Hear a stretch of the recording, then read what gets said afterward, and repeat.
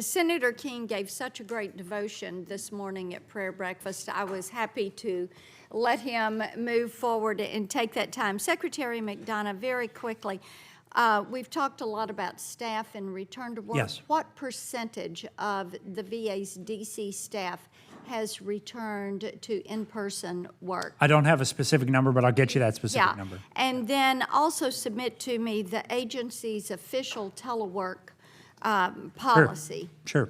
We want to know that. I've got legislation called the Show Up Act, in order to try to get people back to work in these agencies. The wait times and the backlogs are continuing to grow, and I think that's a problem. Let me ask you also, some of the employers I've talked to in Tennessee have talked about people taking second jobs, second remote work jobs. So do you have any employees that have taken second jobs where they're working 2 jobs remotely?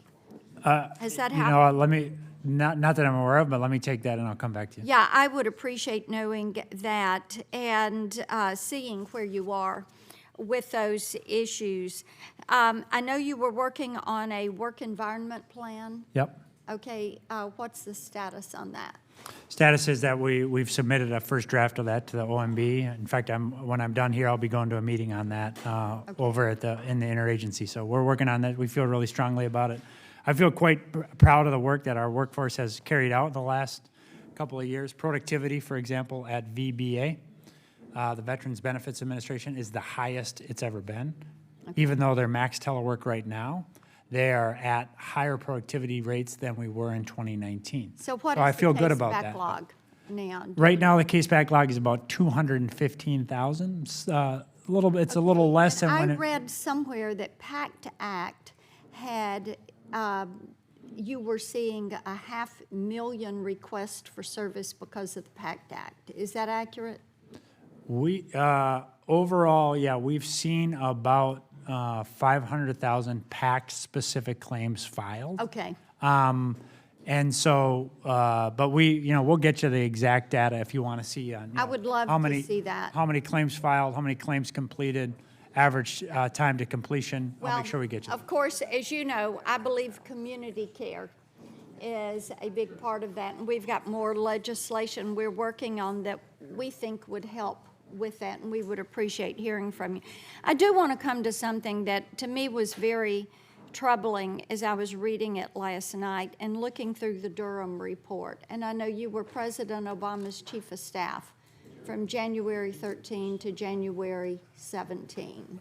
Mm-hmm. And as I was reading through some of this, I would like to know from you, during that time as chief of staff, did you participate in any meetings with the FBI regarding the investigation of the Trump campaign? You know, it's been a long time since I've thought about that, but I'll be more than happy to go back and take a hard look at that and get you an answer. I would appreciate knowing that, and I think it's important to know what your involvement was with the FBI in pushing for that. And my understanding is that you were in the 2016 meeting in the Situation Room with President Obama, Susan Rice, and other top officials where they discussed the Russia collusion issue. Is that accurate? I'm not sure I know which meeting you're talking about, but I'd be more than happy to look at it. I think it was July of 2016. Again, it's reported in the report, and you were in there, and that is of concern to me. You are charged with leading a very important agency.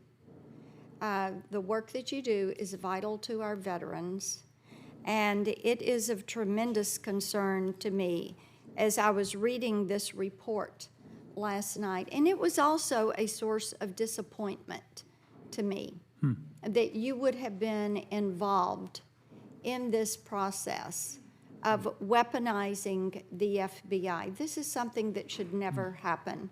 People do not want to see 2 tiers of justice. And as we talk about the VA, they want to see a standard of service for everybody, and they want to see that consistency.